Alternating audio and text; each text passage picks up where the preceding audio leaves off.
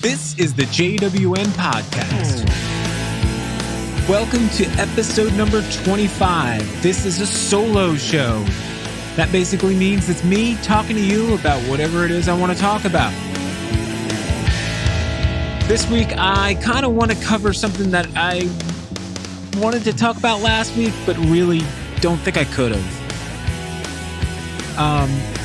So basically, during episode 24 with Jason Eisenberg, we touched on the idea of growing up without carrying a camera everywhere.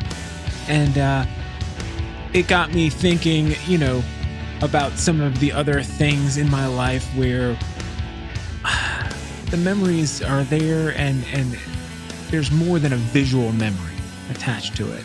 It's kind of an audio memory attached to certain aspects of my life or certain points of my life. One of them being 9/11. And yeah, it's something that really kind of, it's hard for me to talk about, especially around the time of 9/11 every year. So I thought I'd wait a week and get through this with you. So yeah, that's what I want to talk about is 9/11, my experience with 9/11. This isn't a tragic experience for me personally. It's just how an album is the soundtrack to my day that day, and how it kind of became a record that I can't hear without thinking of that day. It's kind of like my mental picture. All of my memories of that day come rushing back every time I hear the opening of the first song on that album. And it's funny because technically the record I'm talking about hadn't even come out on 9/11. It was due to come out the week after 9/11. But because I worked at MTV at the time, I had an advanced copy. Because that was a perk. That was a perk of working at MTV. If you ever wanted a record, if you knew the right people to talk to, be like, hey, can I get the new, Guided by Voices box set that's coming out in a month? And they'd be like, yeah, sure, we'll have it to you this afternoon. All right, great, thanks. So the record I'm talking about is a Superchunk record. Superchunk was, and still is, one of my favorite bands just ever. And the album is called Here's to Shutting Up. And, yeah, I was trying to figure out, like preparing to talk about this, whether or not it was a memorable album for anyone else. Pitchfork, which is usually pretty stingy on their ratings, gave it a 7.9, which is pretty impressive. I mean, this week there's a reissue of Goat's Head Soup from the Rolling Stones, and they only gave it an 8. That's a classic Rolling Stones record. So you can tell Pitchfork at the time must have liked it. It was produced by Brian Paulson, which I know that name probably doesn't mean a lot to most people, but to me it means a lot because my favorite Superchunk record is Foolish, and he produced that record as well. And, all of that said, it's just not the best Superchunk record. It's not even on Paste Magazine's top 10 Superchunk records. Stereo Gum, basically, in their write-up about the record, had this closing statement. There is a weight of disappointment, too, as a great band seemingly winding down the clock struggles with the question of how best to exit the stage. That's cold. That's real cold. Regardless, the minute I hear the opening of Late Century Dream with Laura Balance playing a kind of a bass note, I think it's an A, just kind of thumping it, and then the whole band kicks in, and there's organs, which is at the time very non-super chunky. They were a guitar rock, punky indie rock band, and this whole record is a lot more laid back overall in tone comparatively to the rest of their work at the time. And the minute I hear that opening of Late Century Dream, I'm transported back to Penn Station as I begin my trek, walking from Penn Station to 1515 Broadway, which is where the MTV offices were that I worked at, right in the heart of Times Square. So as I walked into Times Square, something was really odd. I was just kind of minding my own business as I normally do. And once I get into Times Square, I noticed that a lot of people are just stopped in their tracks. They're looking up at the Jumbotron at one of the Twin Towers on fire. It was kind of shocking. It was a real surreal moment. It was like something out of a doomsday movie, like it unfolded to me like so unbelievably. You just walk into Times Square and everybody is just stopped looking up at this awful thing that's going on. There's fire pouring out of the World Trade Center. And nobody really knew what was going on yet. So I walked over towards my building, and there was a little food vendor right outside on the corner, and I went and got my bagel and coffee, and I remember just making small talk with the vendor, saying, "Hey, this is crazy shit, huh?" And he's like, "Yep." Yeah. And then I proceeded to go into the lobby. Now, since this was 9/11, not post 9/11, it was 9/11, I could just walk straight in. No need to go through any security. There was no security to go through. I didn't have to show my ID to anyone because who would I show it to? I just walked right in through the crowded lobby, up the escalator, found my elevator bank, and got on the elevator. I don't remember if there was anyone in the elevator with me on that journey.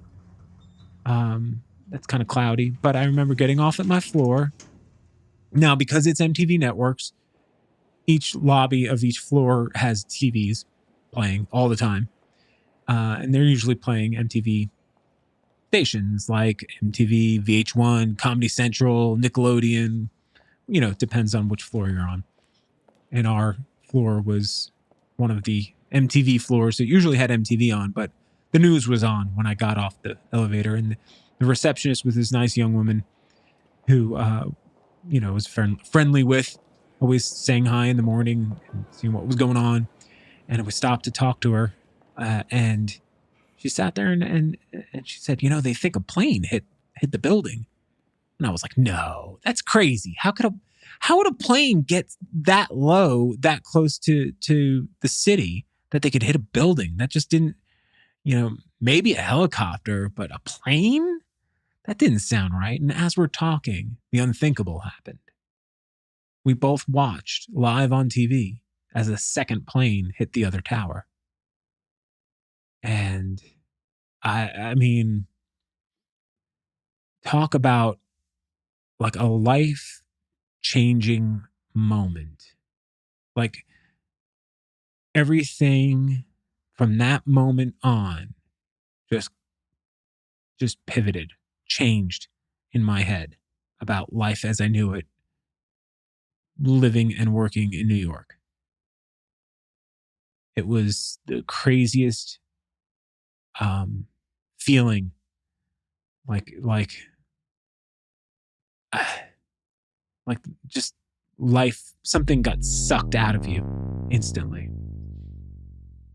And I rushed into my office space. It was kind of an open area that had a bunch of desks in it. And I worked in the IT department, and I just started talking to my coworkers that were there. I remember pulling up on my computer, which was an old Dell Optiplex GX1 that you had to kick to get to start because the hard drive was failing in it. And I would bring my own.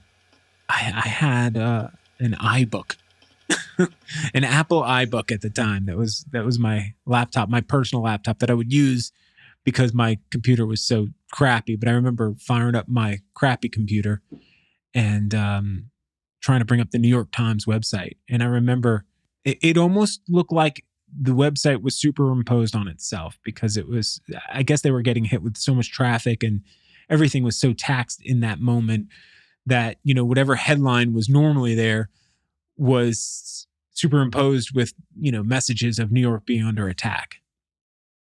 I remember the feeling. We were up pretty high. There's 54 floors at 1515 Broadway, which is pretty high. It's one of the taller buildings in Manhattan, or at least in Times Square. Not the tallest, but it was tall.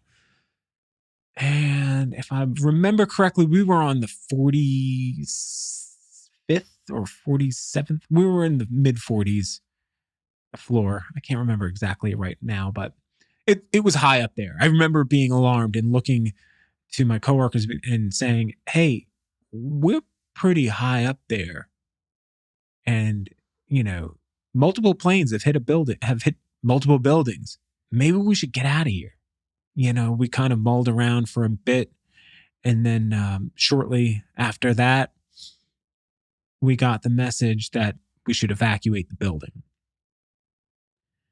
Now, the problem was nobody knew what was going on. There was all of this information of missing planes. It was a lot of confusion. There was a lot of people on the TV saying things. People were checking websites at the time and getting all sorts of misinformation. Of course, whenever any kind of catastrophe happens within the first 24 hours, pretty much everything you hear is crazy. It's crazy talk. It's just speculation and yeah, just talk. So we're hearing about all sorts of things. Of course, some of them were true. The Pentagon actually did get it hit. And then there was the plane out in Pennsylvania. So there was lots of, people going, "Oh, my relative is flying," or "I know somebody who works in the World Trade Center," and you start thinking of all the things. You're like, "Oh man, what's going on there? That's crazy." One of my coworkers said, "Hey, the floor that looks like it's on fire. I think I know somebody who works on that floor." You're hearing all this speculation just amongst the people that were sitting in that room. There was only like 8 of us that are in that room, and you can feel the tension building up and building up. So a couple of us decided to go down to maybe the 3rd or 4th floor. They knew of a conference room that we could go to on one of the lower floors and watch some TV, because we were trying to figure out what was going on. Even though they were telling people they needed to get out of the building, they didn't like kick us out. They just said, "Hey, you should probably evacuate." The security came and said that. They didn't kick us out, but they suggested we should get out at first. So we're like, "Hey, let's get down off of this floor." So me and 2 of my coworkers went down to this conference room that they knew how to get into, that had a TV that we could watch. And we sat there and watched TV. And one of the gentlemen I was with was an Israeli gentleman. He right away said, "Hey, this is probably the Taliban." And he was throwing these names that no one knew who Osama bin Laden was. No, but most people didn't. But I guess some Israeli people or people who were from the Middle East knew who he was and knew who these terrorist groups were. But most New Yorkers had no clue. And I started getting this information from this person about what was going on and why this might happen.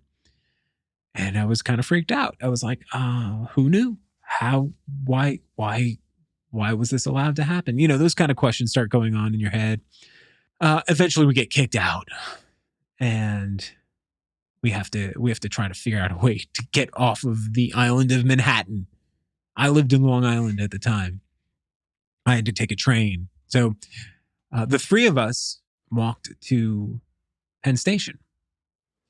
Now, before we did that, we were standing outside. I'm kind of jumping around a little here.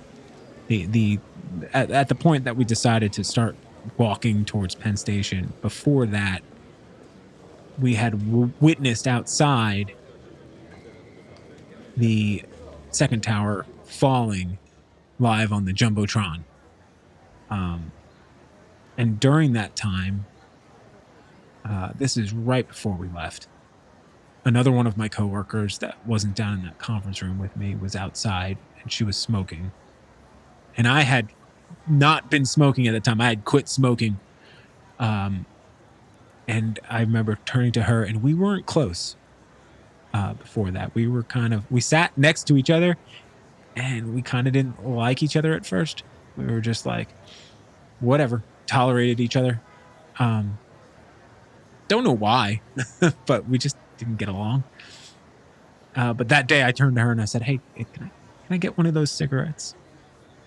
And yeah, that was one of the times I started smoking again in my life after I quit. Uh, kind of well deserved reason or a good excuse to start smoking.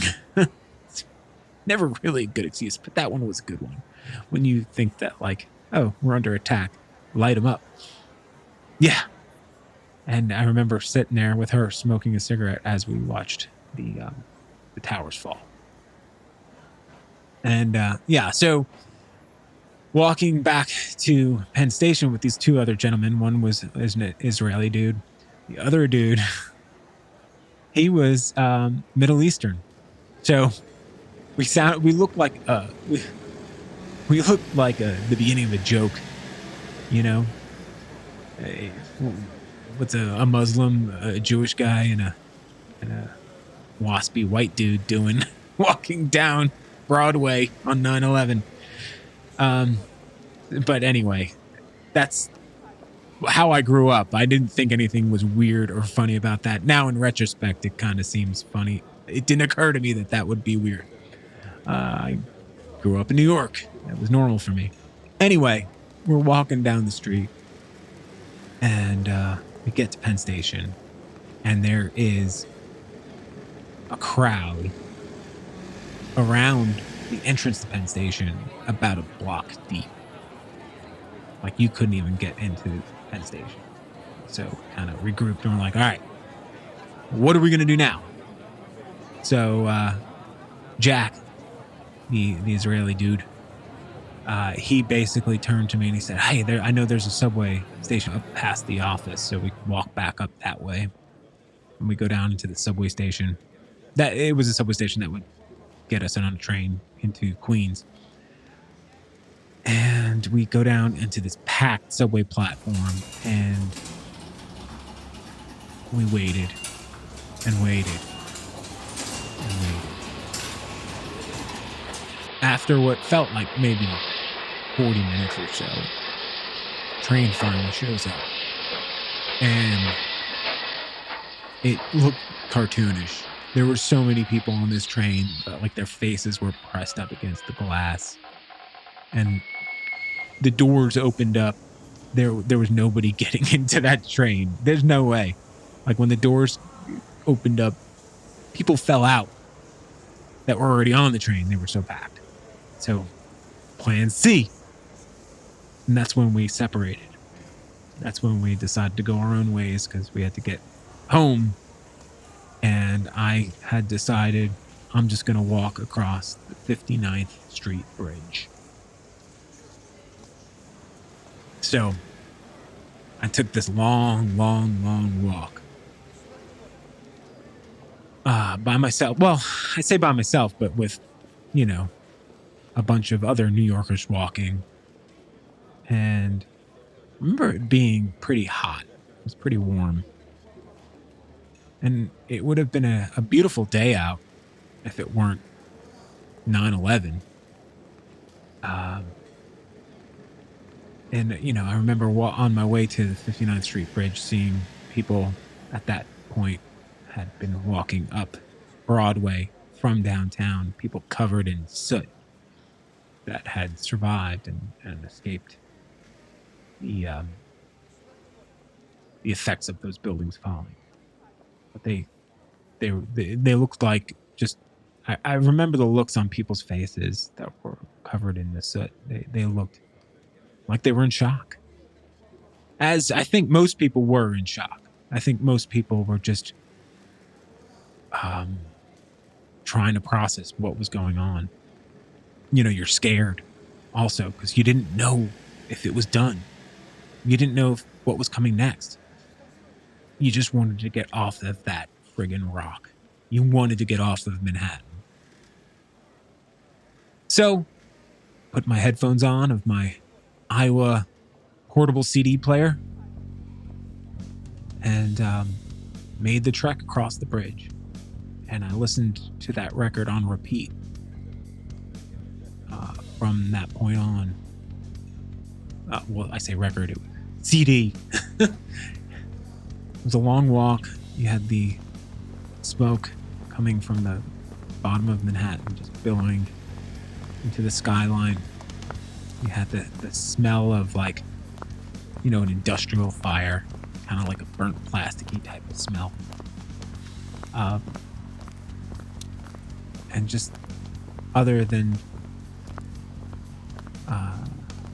the sound of people's footsteps in cars, people weren't talking to each other at that point. You're just kind of walking, just crowds of people walking across the bridge. And I remember getting to Woodside Station, and I was able to get on a train out to Long Island from there. Now, mind you, I did have a cell phone at the time. My daughter was about a year and a half old, and I had gotten a cell phone towards the end of my wife's pregnancy because I needed to know when she was going to go into labor, so I had to have a cell phone. Unfortunately, that day my cell phone was worthless because, as was everyone's cell phone, I could not use it. You couldn't even make a regular phone call because if you picked up the phone, you just got a message that all circuits were busy. All circuits are busy. Please try again later. If you got a message at all. It was just a lot of nothing working by the time where I left work. And so I couldn't get a hold of my wife. I didn't know what she was thinking. I knew she was just worried. I knew she was freaked out. By the time I got home, I got to a train station that was relatively close enough to my house where I could get a cab. And I remember giving the cab driver a $50 tip because there was no way he was getting back to where he came from because traffic, even out in Long Island where I was, any traffic going towards Manhattan on any of the main highways, streets, or whatever, it was just all a gridlock. Nothing was going that way. So I just gave him a $50 tip and I said, "Your day's done, man. Thank you for getting me home." And it was after 5 o'clock by the time I got home. So I spent my whole day trying, for the most part, trying to figure out how to get home. And during that time, listening to that record on repeat. I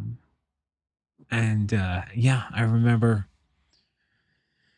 looking at my daughter and just feeling this guilt when I got home that I brought her into this world, that we were going to war. As far as I knew, we were under attack and we were going to war, and that my daughter would have to grow up, in a world and not know what it was like pre 9/11. And in New York, it never went back, by the way. Some people, and I mean, anyone who's there, nobody forgets what happened. But I think what a lot of people forget is the freedom of having a lack of security in New York. When it was either a really hot day or a rainy day or a really cold day, where you knew paths to cut through the lobbies of all the different buildings so you could be indoors on your commute. Yeah, that ended. Everywhere you went, there was security, including public transportation for years just had armed guards outside. It was a different world, You were constantly reminded the world had changed. And shortly after that, we got smartphones and just everything got a little bit more surveillance-y in the world. Shortly after that, you couldn't let your kids go out and play without a chaperone of some sort. I grew up as a young kid. Oh, go out. You can stay on the block. Don't leave the block. Come home when the fire alarm sound, the 5 o'clock whistle went off for dinner. or come home before dark, whatever came first. Those kind of things were done, ended shortly after 9/11. Whether it was the technology that followed soon after or just the acceptance of this security state of mind, life got different. Is it better now to have a more secure world where everyone knows what you're up to and you can kind of be followed by this thing that you carry in your pocket willingly that tracks every movement you do, every communication that you have, and everything you say, every thought that you have, and predicts what you want to buy? Is that better? Is it? I mean, I guess it's more convenient, but is it better? I don't know. It's different. It's just different. But that album by Superchunk, for me, Here's to Shutting Up, will always represent everything that day means to me in every way I just said. The change of life as I knew it. The end of a kind of little bit more innocent American way. That pain, that sadness of so much loss, so much shock, of just everything that happened in the years to come. The false wars with Iraq, and the short amount of time where everyone came together, and now everyone's so far apart. It all, for me, changed on that day. And so when I hear the beginning of Late Century Dream, which is the opening track on that record, I get choked up, man. I get choked up. But every year on 9/11, I listen to that record all the way through. I get a good cry in, and then I just go about with my life. That's my photograph. That's my musical photograph. Thanks for listening to this. It's a hard thing for me to talk about. I didn't lose anyone that day personally. But a part of me and part of what I knew died regardless. So yeah, it's an emotional thing. It's an emotional experience that I went through, that millions of people went through. And that's my take on it.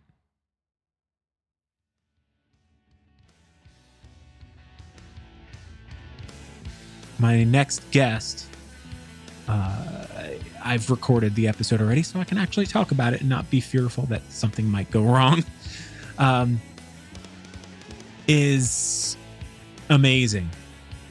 She's simply amazing. And I didn't know how amazing she is until I got a chance to have this discussion with her.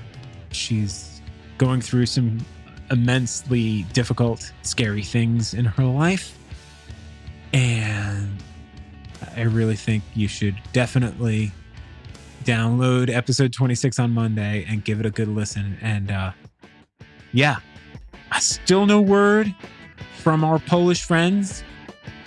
Maybe you guys just listened once or twice in the beginning of the podcast and checked out, which is cool.